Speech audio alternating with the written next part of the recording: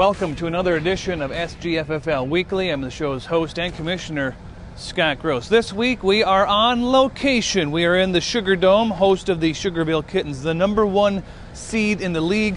They survive over St. Paul and send them packing, so it's going to be a matchup of #1 versus #5 and #2 versus #3. Before we get into that, we'll take a look at our Toilet Bowl series. It'll match two cousins, Bob Polkamp versus Kyle Stump in the Toilet Bowl. Now, a year ago, it was the K&N Friends winning the whole kit and caboodle. This year, they're trying to clean up on the bottom sides of things, and has nobody ever done before, won it on one end one year, come back in the Toilet Bowl, and won it the other year. So Kyle Stump, who survived a pillow fight versus Trevor Gross in the TBG's BBDs, they are in the championship game against their cousin, Bob Polkamp. Bob Polkamp, the #4 overall seed, had some hard luck, traded away some players throughout the regular season, and now he finds himself scoring an average of over 40 points per game in the Toilet Bowl series. He had Bryce Brown to carry him, but he was not the same Bryce Brown we saw 2 weeks ago this past week, so he found other ways to get it done. Finds himself right now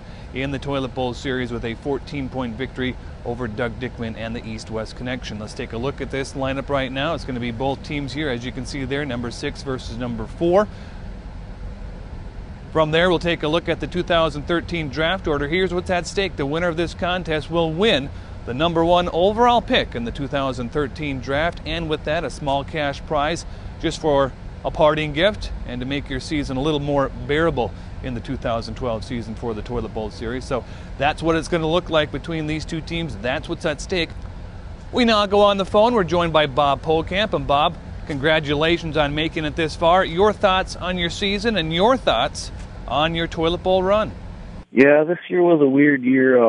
I came into the draft with not many picks, so I had to take a shot, and my shot was Pierre Garçon and RG3. I thought if they could hook up and be what I thought they could, I was going to have a shot to win it again this year. And then Garçon got hurt, and I saw the way RG3 was playing. I just didn't trust he was going to stay healthy, and I really had no depth, so I decided to go into sell mode early. Once Garçon got hurt, kind of made things speed up for me. And then I just played the waiver wire game and tried to trade for draft picks, and I'm not sure if I should have traded A.J. Green. I'm thinking I probably shouldn't have, but he got me a 1st and a 6th, and hopefully that'll pay off next year. And actually a big pickup that you may not notice is the Rams' defense has been huge for me the last couple of weeks. And that's a big thing, to have a defense that will put you up 10 to 15 a game. And having the Rams' defense do that the last couple of weeks was huge. And Kaepernick running that one in at the end really pretty much sealed the deal on Doug. It was a battle there until Kaepernick ran that 50-yarder in.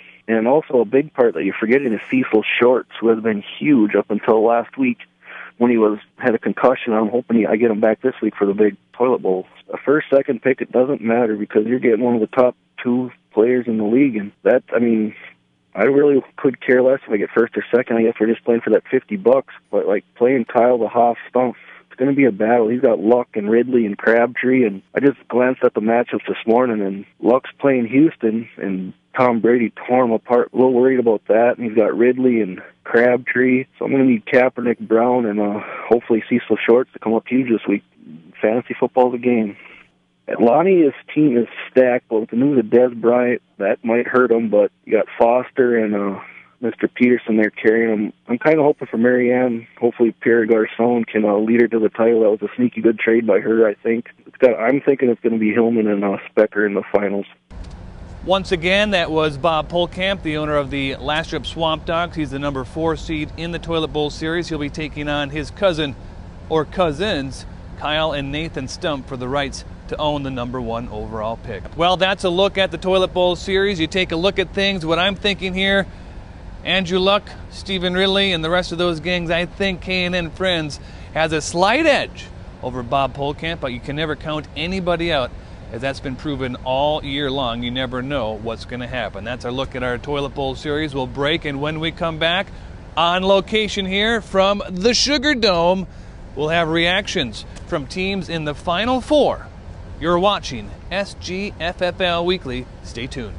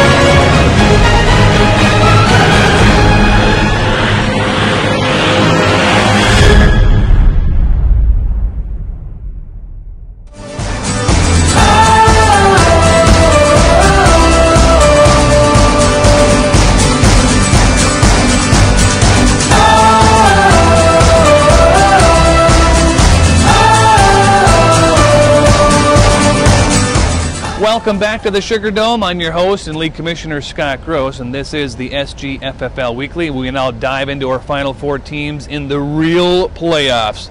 The Final Four teams are alive, and one thing we thought about, the top four teams, are they weak? Are they going to get bounced? Well, they proved to us that they are not weak, and they are forces to be reckoned with.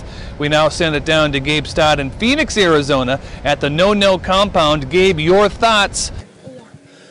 Thanks, Scott. I'm here with my trusty sidekick, Jacoby. Jacoby, can you say hi to everybody? Hi. All right. Good job. Kobe's here today to help me make my picks and provide some insightful input. The first game we're talking about, as you said, is Hillman and Sugarville. Interesting matchup right now. You got the high-flying Hillman Chiefs who are just destroying everything in their path, it seems like. Even if the Milfs had a good game last week, it wasn't going to matter. And Sugarville just seems to be putting up points with, really it doesn't look like too good of a lineup. You know, starting lineup to bench, I mean, they would have beat, both sides of her lineup would have beat most teams last week. So it's just kind of remarkable what she's doing with the lineup that she has, so kudos to her. I guess I'm going to start off with Hillman. They're just still so strong even without Des Bryant. He can just come back and plug in Greg Jennings in that slot. He hasn't done much yet, but he very well could. He's got Aaron Rodgers, and if Jennings is healthy, he's going to be just fine, right, Kobe? Yeah. Yeah. He's just so good top to bottom. And if he keeps having big games from Cam Newton and Adrian Peterson and those kind of guys, he's going to be really tough to beat. And even with Arian Foster, you know, what looks like he's going to be kind of a downward spiral here with them already in the playoffs. But then again, they got blew out by the Chiefs, so we'll see what happens there. But that said, with those big games that Peterson and Cam Newton had, could he be in for a letdown week? You know, he could very well be. It's going to be interesting to see. But he's got some really good matchups up and down his lineup. You think he's got pretty good matchups, Kobe? Yeah. Yeah, I figured as much too. So he's going to be really tough to beat this week. Sugarville, you know, she really doesn't look that good on paper, but she sure produces points. Like I said, you know, in a starting lineup and her bench. And that being said, with the kind of points she's putting up on her bench, it's going to come down to whether or not she can pick the right players to beat Lonnie, because she's going to need every bit of it. And some big questions or decisions she's going to have to make are: is she going to have McFadden and Hayward Bay start against Kansas City? They both have good matchups, so that's going to be interesting. And who's she going to start them over? And she's got Bolden down there as well, who caught 2 touchdowns, had a big game last week.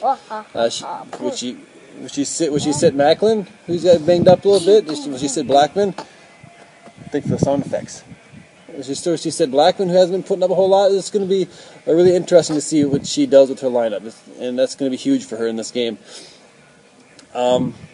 We did some research this weekend regarding the seeds and kind of who wins normally. And the numbers say that Hillman's due to lose. Only one person, you said, as we found since 2004. Since 2004, that was the last person to win that was less than a number 2 seed in the old format, and that was St. Paul, who just went down. And that being said, if you put the seeds in as they are now into the old system, Hillman would be a number 3 seed, which has him from the outside looking in. Lonnie's beat Marianne twice already. You know, it's always said that it's hard to beat a team 3 times, so we'll see to that. So it's going to be a really interesting matchup. I think a lot of people are going to be watching it. Me and Kobe have made our pick, and he'll make that right now. You want to show us our pick, Kobe, for the Hillman versus Sugarville matchup? Yeah. Show us to the camera. Hold it up. No, hold it up. Hold it up. Higher, higher.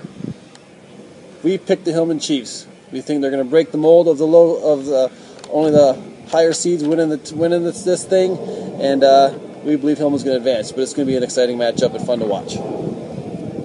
This dome is going to be rocking this weekend. Sugarville very happy to get where they are, and they can't believe that they won. They're just ecstatic, and their team blew up. So a little bit of worry down there. I think we're gonna win Ronnie because he's the best player. Because I really like her. Like, he always has to pass it, and sometimes he has to win it. Ronnie doesn't even know they're thinking, but Foot 20 doesn't know what they're going to do, but then they do. Because Mom is the best player. And because I love her so much. Gus won't have to have a big day. Rockman has to have a good day. Kicker Bays should do nice. You have a lot of chances in there. And Wani do have a down week. And it has been tight-lipped around here in the Sugar Dome and everywhere around here, but in Sugarville, they're happy. They're ecstatic. And what I can tell you, head coach Marianne Gross was able to tell me a few quotes that she would allow. They're not going to allow anybody to be on camera. They're not going to allow any interviews, but I did hear from her that she was nervous. She is excited to be in the Final Four. She didn't think she would be here. She does not want to play Lonnie. And she doesn't know what she's going to do. And that's a good thing because she has so much young talent. David Wilson just went off. Run DMC is back. Moreno had a good week. Garcon's playing well. Macklin showed up. Hayward Bay scored, so she has a plethora of people to plug in. Now it's going to be crucial for Sugarville to start the right players this week. Hillman's still rolling. They have not scored under 50 points since week 8. They scored over 80 again this past weekend in a win over the Mills. Now they take on the second female in the league. But remember this, there has never been a team ranked number 5 or out of the top 4 that has made it to the Super Bowl in the last 8 years. So Hillman has that going against them, and you wonder if their streak of high-scoring games will come to an end. Is this the week that Hillman Falls are taking on the number 1 team in the league, the number 1 seed, Sugarville? They are excited, they are nervous, they are giddy, and they are anxious. It's going to be a crazy, crazy weekend here in the Sugar Dome, but I think they're going to be ready. Not saying they're going to win, but the last time these two teams played, it was an 88-71 win for Hillman. And in that game, Hillman was way ahead. Sugarville came storming right back. And the first time these two teams played was in week 2. And that was a defensive game, 26-24. It's hard to beat a team 3 times in 1 year.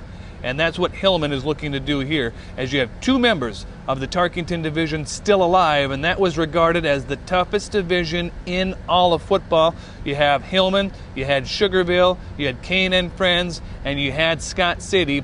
All 4 of those teams were in the postseason. 2 of those are left on the winner's bracket side, and K&N still left in the Toilet Bowl Championship. So the Tarkington division may hold your league champion this year. Once again, joined by Lonnie Gross, the head coach of the Hillman Chiefs. Chief Wahoo will be standing by as well. Lonnie, your thoughts about getting by round number 1. Any concerns for you losing Des Bryant to a broken finger? Is he going to play? Is he not going to play? And if he does not play, what's the status of your team? Well, I was pretty nervous heading into the weekend, that's for sure. Had a goose egg from one of my guys on Thursday, so that never helps. So I was pretty nervous facing Jody. Last week's show, everybody's kind of picking Hillman to go all the way or being the favorite, and that usually flies in the face to that team that's the favorite. So I was pretty nervous that something was going to happen. But big game from Cam Newton, big game from AP. Again, that's about all I need is moments where that feeling kind of creeps in, but I'm not letting it in yet. I don't think our team functions well in that situation. So is it there? I think it's there. There's been a few things here and there that make it seem like it's meant to be, but it's not going to think that way. We keep our guys out of the media as much as possible. Don't let them listen to the radio. Don't let them watch TV. Just really have them kind of sequestered and all football all the time. So we don't want people going out and drinking and driving and all that noise. We try to limit that as much as possible. I think it's time for Jennings to crack the lineup. I mean, we put him in a couple of weeks ago. He didn't do much, but I think this will be his 3rd game back. I think he's ready. So, if Brian can't go, I think we've got adequate replacements to get the job done in his place. Obviously we want him out there. We want to see him continue to have a big impact in our lineup. I think we've got enough options if he's not able to go. That's for sure. It's kind of like going to be a cat and dog fight, I think. For kittens like it hot, I think the best we can do is maybe have some practices down here in Maple Grove by our training facility. Make the trip back to Hillman before we head out. There's not much we can do as far as, game time temperature, but, we'll do a few things here and there. We'll crank up the noise as well. I know that in the Sugar Dome it gets pretty loud too, so we'll crank up some AC/DC, get the house rocking, and hopefully that'll help out. I think it's our best season so far in the SGFFL. Right now we don't want to take our foot off the gas. I don't want to think about that third place game at all. We're telling our guys if they cancel that game this year, there's not going to be another game if we lose. I mean, that's the way we want to approach this one. Marianne's got a good lineup. The guys can hit a stride at any point, keep our foot on the gas, and make sure we got things in order heading into this weekend. And it's not going to be the season we want it to be until it's over, until it's done the way we want it done, which is a championship. The factor for us has been having guys that are going to step up, having guys that can produce when another guy has an off week. That's been our ticket. When I look at Marianne's lineup, obviously you got to think Tom Brady. I don't know if he's going to do that same thing next week. And then, looking up and down our lineup last week, everybody produced, even the players on the bench. David Wilson, what the heck's going on there? Can she do that again? Hey, it's possible. The challenge for Sugarville is going to be, who do I start? Is she going to go with Wilson? I don't know. Is he going to come up big next week? I highly doubt it. Anquan Bolden, is she going to put him in? That could very well be. I think that her lineup lacks the consistency or lacks the guys that are going to step up when one guy goes down, and that's the thing that we've had. And I think that's the thing that's going to get us to the championship. Definitely, I don't want to get beat on the deep ball to where a lot of points can get scored, and there is a chance that we're going to have a down week. But a down week for us might be in the 60s. So if we can limit some of her big plays, I think that gives us a big chance, even if we have a down week, still to come up with a W.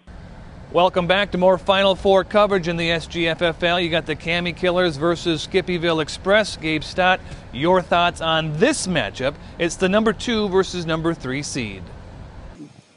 Thanks, Scott. As our second matchup is in the semifinals, Skippy versus Cami. Another intriguing matchup. I know that Jake and his Cami Killers are really amped up for this week. He's ready to go, and he's pumped with his team. And he's looking to march forward into the finals. Skippyville has some good matchups. He's going to need more from Aaron Rodgers. He's got to have more from Aaron Rodgers. If he doesn't get it, he's going to be in trouble. But he's got a couple of those good matchups that Skippy has. He's got AJ Green going versus Philadelphia, and he's got Vincent Jackson against New Orleans. Both teams that some people are putting points up on. So he needs some good games from those guys to have a good chance, and he's going to need to come out on top on the special teams battle as well. Jake and his Cami Killers, he's got some good matchups also. He's just better top to bottom. There's not really anywhere in his lineup that you can point out where he's weak.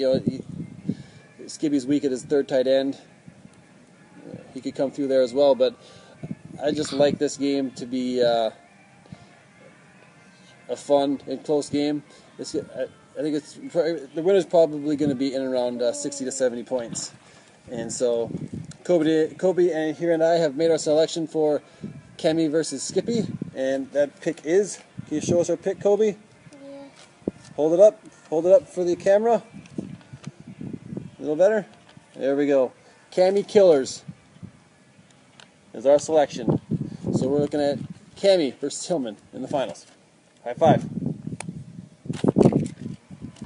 Good stuff, and we now go to the owner of Cami Killers. It's Jake Perkins. Jake, you're on top most of this season. You had a small dip in there. Your overall thoughts on the season? We started off pretty hot. Jamal Charles pretty much carried us in Texans defense. Then we got hit a little bit of a lull, and that's when I kind of realized inconsistent play for my running backs. I needed to make an upgrade there. We were able to make a deal with Willie, crushing his season and helping mine. Running backs are pretty consistent now, and the team seems to be picking up stride. Well, I think Matt Ryan has been huge for me all year. He's consistent, or has been consistent, and they've had a good year. He's produced pretty much every week. My receivers aren't the biggest name receivers out there in the world, but they are number one receivers on their respective teams. Have been producing fairly well, especially as of Reggie Wayne as of late. we got a few tough matchups coming up this week, but we're looking like we have a pretty good chance to roll on through. I think you have to look at it this way. If the top 4 teams are weak, then what does that say about the rest of the league? The top 4 teams, I felt, were pretty competitive compared to other top 4 seeds in the previous years. And once you get into the top 8 of the playoffs, it doesn't matter if you're a 1 seed or a 5 or a 6. You're there for a reason. And fantasy's a lot of, you need to have a decent team and you need to have fairly good matchups and hope that you get a little bit of luck to make it through. And that's no different this year than any other year. Jody, she hit a major bump, but I didn't feel that her team was. I don't feel her team was great, but I don't feel by any means that her team was weak. She went up against Lonnie, which Lonnie's got a pretty stacked team. It's tough for anybody to beat him. And you look at Marianne, she scores over 70 points. How is that weak? She's got a good team. Skippy's got a good team. I scored 70 points. I feel we're there for a reason. A lot of us had more draft picks because of what we did last year, and we made good on our picks and picked up a couple key guys, and we're here because we have the better teams. Yeah, I've been in the top 8, I think, 3 times and failed to make it into the Final 4. So this is actually my first fantasy cash in the Dot League, and it's pretty exciting. I'm happy to see new blood in there and get a new champion. We don't show all the rest of the league that we're not here to just to hand in our $80 every year. We're here to do damage, just like everybody else. Yeah, it's pretty nerve-wracking. From about Saturday till game time, you're looking at matchups and what the weather conditions are, who's playing in a dome, who's not. Pretty much on pins and needles, and that'd be the same thing this week with going up against Skippy. He's got a good team, and I think we're pretty even across the board. So whoever gets a little bit of luck, I think, will be the one to pull away from this one. Percy Harvin going down for him was huge. I mean, Percy was having a borderline MVP type year in the league, and lose that kind of a guy really hurts. If I have an advantage anywhere, I'm looking at my running backs this week. I know he has Ray Rice, but I have 2 of those. And Richardson's been pretty solid at home, and Marshawn Lynch, he's going to get his. He usually does, no matter where they play. And they're playing Buffalo pretty much in disarray. So I think my edge hopefully will come from my running backs once again. It's nice to finally get there. I felt like I've had chances before. I was in a similar situation 2 years ago, and injury decimated my team. Bert gave me a pretty good run there. I kind of hit a wall, and luckily I was able to go up against him the last week and put it on him and take the division championship. And now we're looking at going to the championship game here, barring any type of injury. That's what we're rolling with. Well, that'll do it here from the Sugar Dome. I hope everybody enjoyed watching this broadcast of the SGFFL Weekly. I'm your host, Scott Gross, also the league commissioner. I want to thank everybody for joining us, all the phone calls, all the interviews, and all the viewers out there as well. We're down to the final 4 teams. What 2 teams will go on and be in the league title game? Now, all 4 of these teams will play again next week, as we do have a 3rd place game, and that's going to be worth some loot and also a draft spot as well. So 4 teams left. All 4 will play next week, but 2 will be playing for the huge trophy. Once again, thanks for watching. This has been another edition of SGFFL Weekly.